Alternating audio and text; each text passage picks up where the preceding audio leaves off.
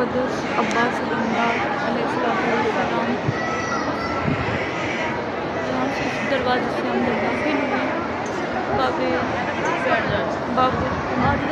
साहिबुज़्ज़मान अलैहिस्सलाम। वो आगे जो लाइनें लगी हुई हैं वो ज़ियारत करने वालों की हैं।